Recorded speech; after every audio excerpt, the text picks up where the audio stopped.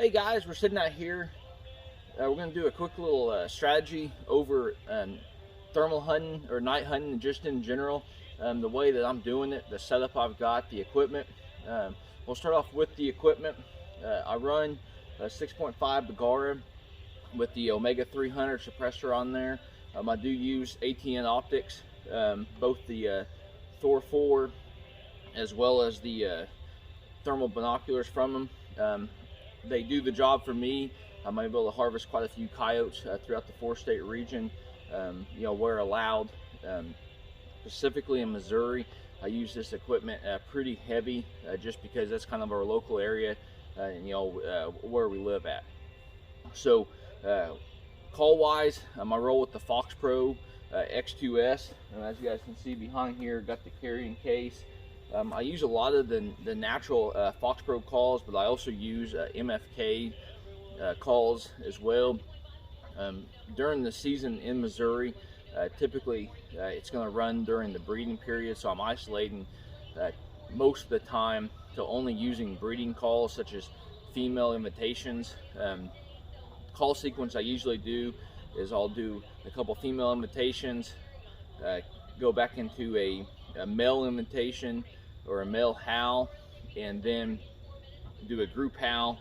Then I'll come back into some sort of a varmint distress or a small animal distress, and then I'll come back in there with a kind of a pup distress like setup. So there's a lot of different strategies to use, but specifically when I do a lot of my thermal hunting, it is during that breeding period, and I wanted to talk about that. The X2S works out really well. As I go into a piece of property at night, I'll actually drive the UTV or the vehicle right up to where I'm going to hunt, especially when I'm hunting agriculture fields. Now I do have the lights off during this time. I'll actually set the call right up by the vehicle, and then it works out a lot better when it's a no moon, and that way everything's just solid dark. And it's amazing how those animals react to that sound. So at the start, we'll say in late or February 1st through into March is when Missouri's is, so we'll just strategize just on that. But January is also included here for the states that you're allowed to thermal hunt year round. But through January through March, the breeding season, those animals, they'll react very quickly from, I'm going to say, mid-January all the way till mid-February with that female invitation. Now, as you progress through the season, that breeding season is going to slowly slow down there, and then your hunts, typically they'll happen very quickly, that January, February time mark, and then as you get into March, you're going to start seeing, you may have to do a 45-minute to an hour stand, maybe even a little bit longer for those animals to react, not only for pressure, but also, they may just be traveling and they're not in that location, or they're not traveling as fast or as much. But I do use the Bog Death Grip. This thing works phenomenal. I'm able to actually pull up to where I'm going to hunt, out in the agriculture field or cornfield, wherever you got, and then I'll also set this thing up.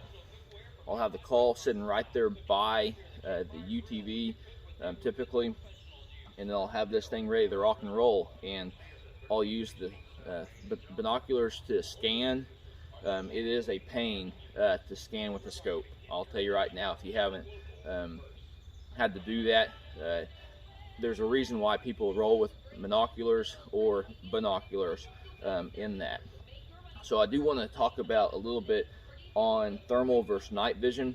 There's a reason why I roll specifically with thermal gear, both with scanning and harvesting the animals. I started out doing a lot of the research a couple years back, and I found that a lot of guys were saying, night vision is great for identification, so actually knowing that coyote is a coyote besides a canine, a dog.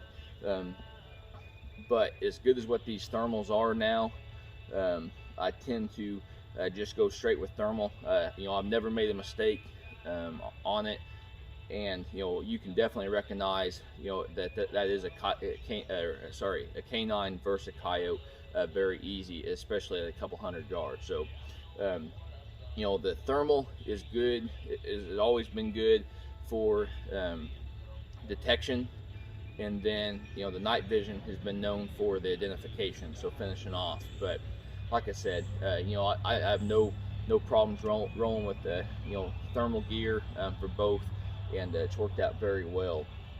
So I think that pretty much wraps up you know, what we're using strategy wise, and hopefully you guys enjoyed the video, and like always, hopefully you guys are getting out there in nature, and best luck on your upcoming hunt.